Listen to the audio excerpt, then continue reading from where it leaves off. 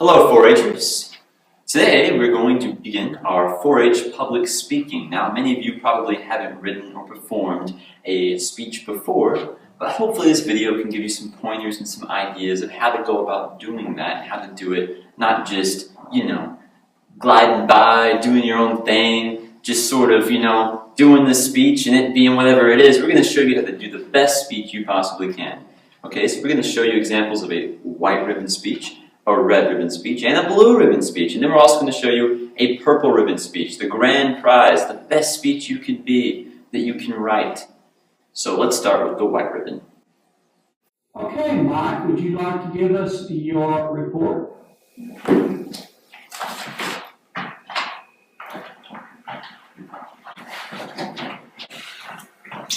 I'm going to talk about going on vacation.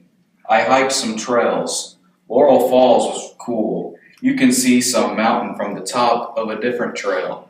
There wasn't no waterfall, but it was tough. Climbing the grotto has a waterfall too. And bears, saw one myself. Think it wanted my snacks. Got a picture and left. I thought I'd get 8 'cause he was like right there. Glad it wasn't all mean like some other one. It was fun. Okay, so let's talk about what he did wrong. First off, if you noticed, and you probably did, he had his face buried in his note cards the entire time. Let's go back to that. That right there is going to be a big issue, because if your face is buried in your cards the entire time you're giving your speech, you can't make eye contact with the audience like what I'm doing right now. You can't show with your eyes that you're trying to make a connection with them, connect with them and communicate with them, because that's what a speech is all about. If you don't do that, then you'll lose your audience's attention. Another thing you might have noticed, his terrible grammar. He used the word ain't and used double negatives. There wasn't no waterfall, but it was tough. Climbing the grotto. That right there is going to ensure that you get a white ribbon instead of the red, blue, or purple ribbon that you truly want and desire. Now, one more thing. Whenever he got up to give his speech, and while he was giving his speech, he showed no confidence, he showed no air of courage. He wasn't really giving his speech, he was just kind of letting his speech show up and appear. His speech was just sort of there. Whenever you give a speech, you have to have confidence, you have to have courage. Your voice has to be demanding. You must hold your head high. Show courage, show confidence. That's important. That's going to ensure that you get a purple ribbon instead of blue, red, or white. Now, let's look at an example of a red ribbon speech. Okay, Mike, you may take your seat. I'm going to talk about my fun vacation. I hiked several trails and it was fun. So, Laurel Falls was pretty. I could see Mount Mitchell from the top of Clingman's Dome, and Grotto Falls had a wonderful. And Clingman's Dome and Grotto Falls had a waterfall that you could also walk around. I saw a bear at Grotto Falls too. I was carrying snacks, and I bet the bear could probably smell it. My mom took a picture of it as me and my dad walked right by. It was very close to us, and there was another trail we were gonna hike, but an aggressive bear had it closed. So it's a good thing that there wasn't one like on the trail that we were on. Hiking was fun, you should try it. Alright, so she definitely used more eye contact than the person before her. However, she could still use more eye contact. Instead of looking at her cards so much, she needed to be looking at the audience and connecting with them. Let's take a look back at that.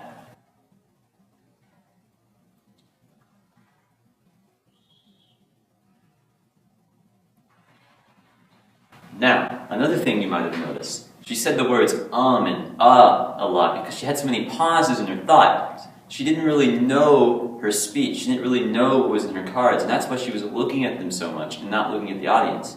Now, one more thing that you might have noticed, she didn't really exude any confidence in the way she spoke. She was sort of talking like this. You know, she didn't really show any emotion. She didn't get happy about her vacation. She didn't get angry about anything that happened during her vacation. And she didn't get very sad about anything either. She was just sort of monotone, just like this. Whenever you give your speech, be passionate about it. Usually, if you're giving a speech, it's about something that you care about, something that affects you as a person, as an individual. Get passionate about it, show emotion, and have confidence. Have courage. That will ensure that you give the purple ribbon that you want. Josh, raise your hand, please. Okay, John Smith, would you come up to the front and read your entry, please? Today I'm going to tell you guys about my fun and exciting trip to the Smoky Mountains.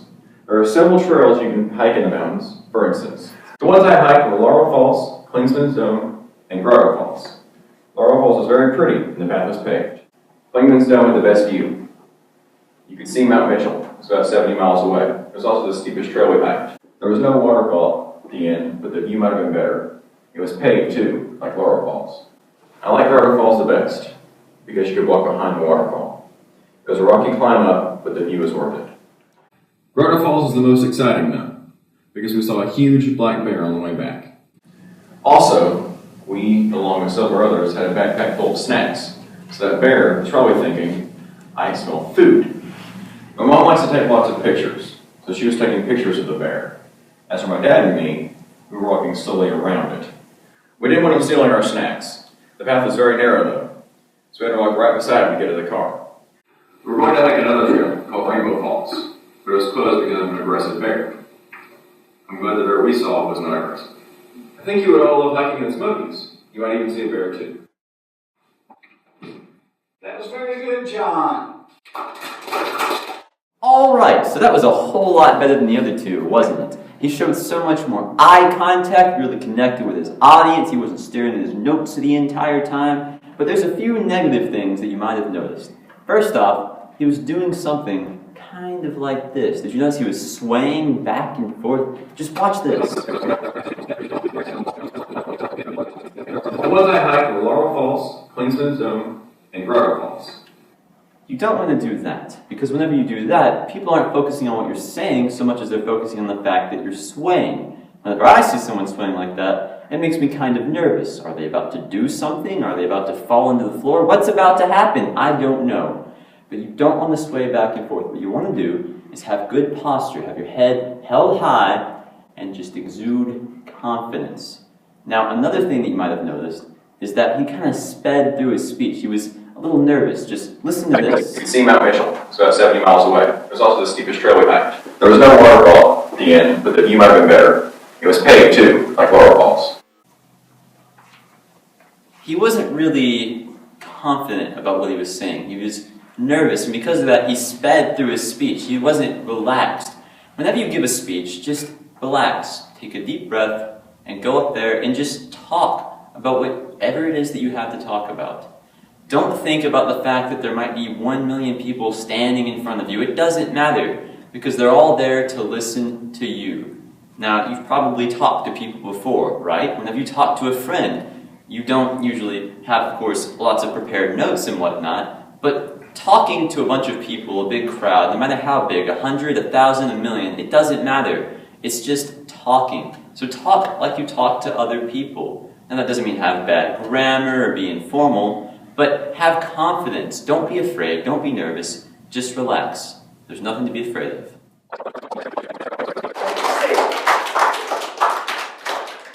And now, the moment you've all been waiting for, the purple ribbon speech.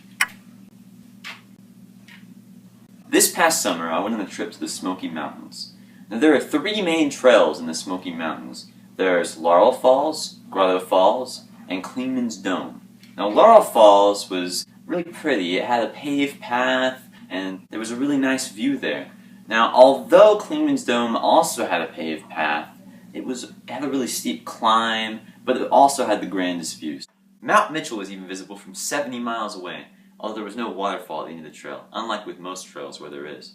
The view, however, was amazing and completely made up for that. Now, Grotto Falls, on the other hand, did have a waterfall at the end of the trail, and you could even walk behind it. Grotto also gave us the most excitement. because on our way back from the trail we saw a huge black bear. We were kind of concerned because most of the people with us included, had a lot of snacks in our backpacks and didn't want the bear to get a hold of them. I could just imagine the bear sitting there going, I smell food. So we were afraid that the bear would get our snacks. My mom, who was really into taking pictures, was taking a lot of pictures of the bear, but my dad and I, on the other hand, were slowly walking around the bear because we didn't want him getting a hold of our snacks at all. The path where we met our visitor was very narrow, and we had to walk right beside him to get back to our car. At most, we were probably about 6 feet away. Thankfully, he wasn't an aggressive bear. All in all, it was a fantastic vacation. It was fun. It was exciting. Perhaps you should go to the Smoky Mountains next time you go on vacation. You might even see a bear. Who knows? What did you think about that handsome guy? Now, there's a few things that he did really well. Now, of course, it wasn't perfect. It wasn't a perfect speech, but no speech is going to be perfect. That's something you're going to have to remember. There's no way you can be 100% perfect all the time. But it was still a really good speech. I would say that would be a purple ribbon speech. Now, here's what makes a purple ribbon speech, though. Number one, he had confidence. That guy had confidence when he went up there. He knew what he was doing, and he gave it his all.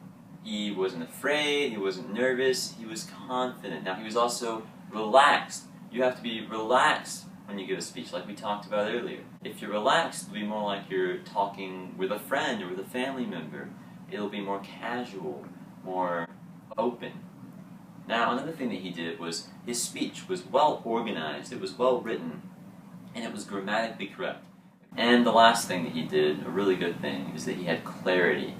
The clearer your speech is, the clearer you speak, the better it sounds, the better people will be able to understand it, and the better people will be able to pay attention to it. So if you have those four things, if you pay attention to all the skills that we talked about earlier, all of these things, and add them all up, and give it your all, have confidence, be relaxed, have clarity, and write a really good speech that's well organized and grammatically correct, then you can get that purple ribbon too. See you later.